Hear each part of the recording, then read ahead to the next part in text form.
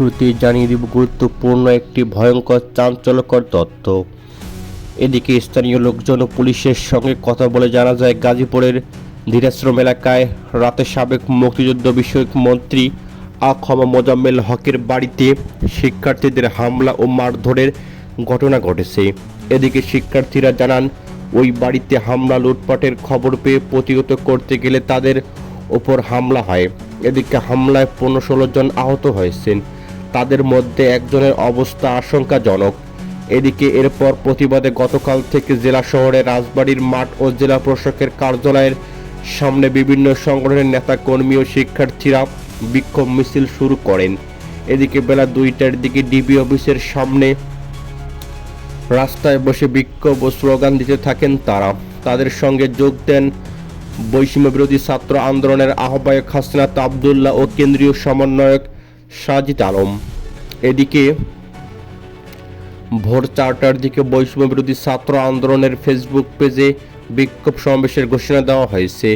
বলা হয়, গাজীপুরে বৈষম্য বিরোধী ছাত্র আন্দোলনের সংগঠকদের উপর আওয়ামী সন্ত্রাসী মোজাম্মেল জাহাঙ্গীরের চাপাতি বাহিনীর হামলার প্রতিবাদে বিক্ষোভ সমাবেশে আপামর ছাত্র জনতা ও কেন্দ্রীয় নেতারা থাকবেন।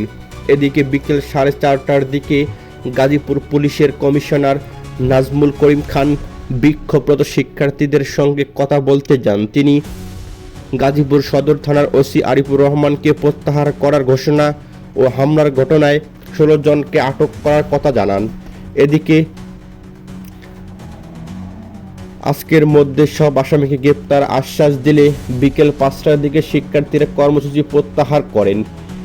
এদিকে প্রত্যক্ষদর্শী পুলিশ সূত্রে জানা গিয়েছে, রাতে 9টার দিকে সাবেক মোজাম্মেল হকের বাড়িতে হামলা ও ভাঙচুর শুরু হয়। তখন স্থানীয় মসজিদ মাইকে মন্ত্রীর বাড়িতে ডাকাত পড়েছে ঘোষণা দিয়ে লোকজনকে এগিয়ে আসার আহ্বান জানানো হয়। এরপর একদল লোক এসে বাড়িটি ঘিরে ফেলে এবং মারধর শুরু করেন। এদিকে বৈষম্য বিরোধী ছাত্র আন্দোলন নেতাদের আহত শিক্ষার্থীদের বলেন, ধানমন্ডি শেখ মুজিবুর রহমানের বাড়ি ভাঙচুরের ঘটনার পর তারা গাজীপুরের বিভিন্ন এলাকায় প্রচার করেন, কোথাও ভাঙচুর হলে তাদের যেন জানানো হয়। এদিকে রাতে তাদের কাছে খবর আসে মোজাম্মেল হকের বাড়িতে হামলা ও লুটপাট হচ্ছে। এটি শোনার পর প্রতিহত করতে শিক্ষার্থীরা রওনা হন। সেখানে গিয়ে দেখা যায় লুটপাট হচ্ছে। বাধা দিলে পিছন থেকে হুট করে অনেক মানুষ জড়ো হয়ে যায়। মুখ বাঁধা কিছু লোক রামদা নিয়ে তাদের উপর হামলা করে।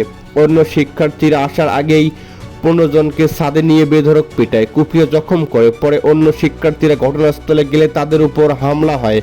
এদিকে পুলিশকে জানানো হলে 2 ঘন্টা পর ঘটনাস্থলে পুলিশ ও সেনাবাহিনী গিয়ে আহত ব্যক্তিদের উদ্ধার করে। এদিকে হামলার পর আহত ব্যক্তিদের উদ্ধার করে গাজীপুর শহীদ তাজউদ্দিন আহমেদ মেডিকেল কলেজ হাসপাতালে জরুরি বিভাগে নেওয়া হয়। পরে গুরুতর আহত 7 জনকে পাঠানো হয় ঢাকায়।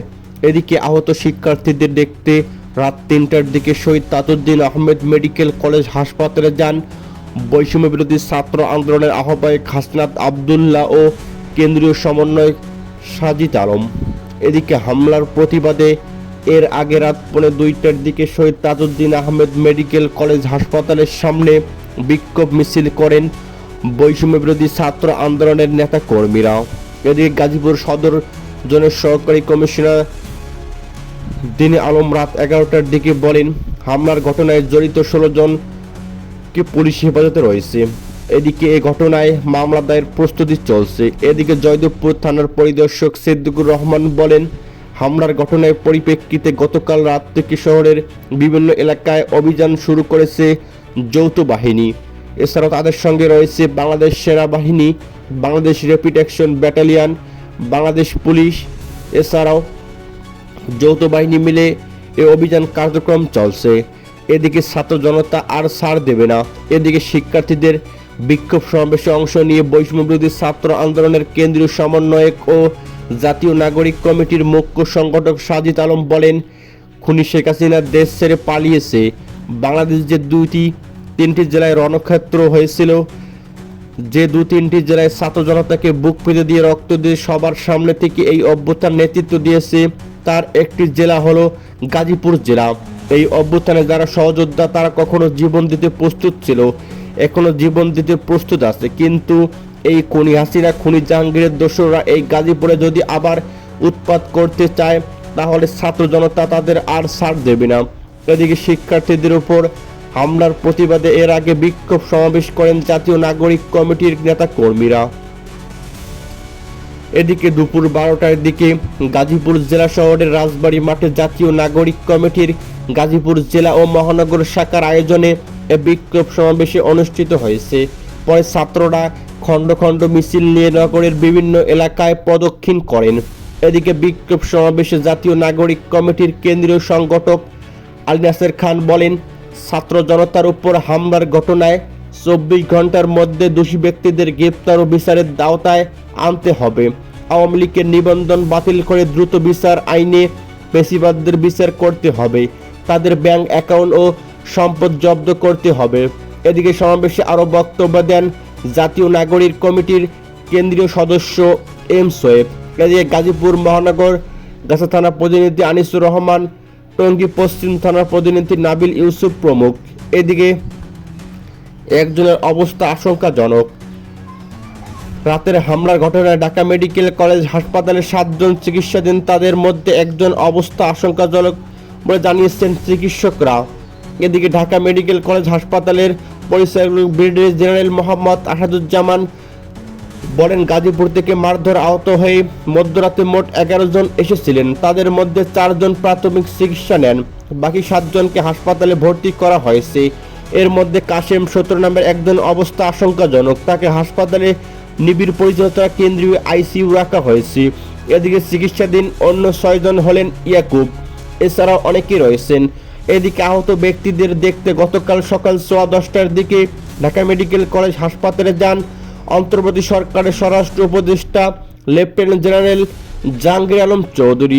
সেখানে তিনি সাংবাদিকদের বলেন, ছাত্রদের উপর হামলায় জড়িত ব্যক্তিদের প্রত্যেককে চিহ্নিত করে বিচারের মুখোমুখি করতে হবে। এদিকে ওসি প্রত্যাহার, ক্ষমা চাইতে কমিশনার। হামলার ঘটনায় দায়িত্ব অবহেলার অভিযোগে গাজীপুর সদর থানার ওসিকে প্রত্যাহারের ঘোষণা দিয়েছে মহানগর পুলিশের কমিশনার নাজমুল করিম খান। এদিকে রাতে যে ঘটনাটি ঘটেছে তাতে পুলিশ বাহিনীর পক্ষ থেকে আমি ক্ষমা চাচ্ছি, আমি ব্যর্থতা স্বীকার করে নিচ্ছি। হামলাকারী কাউকে ছাড় দেওয়া হবে না, প্রতিটি হামলার জবাব দেওয়া হবে। সেসব পুলিশ রেসপন্স করতে দেরি করেছে তাদের প্রত্যেকের বিরুদ্ধে ব্যবস্থা নেব। এদিকে নাজমুল করিম খান বলেন, আমি শুনেছি আমার ওই ওসি 2 ঘন্টা পর আমাদের ডাকে সাড়া দিয়েছেন। আমি এখানে দাঁড়িয়ে বললাম তাকে সাসপেন্ড বরখাস্ত করব। আমি বলতে চাই, যারা এই ফ্যাসিবাদদের সঙ্গে আঘাত করেছে তাদের পুলিশের চাকরি করতে দেওয়া যাবে না।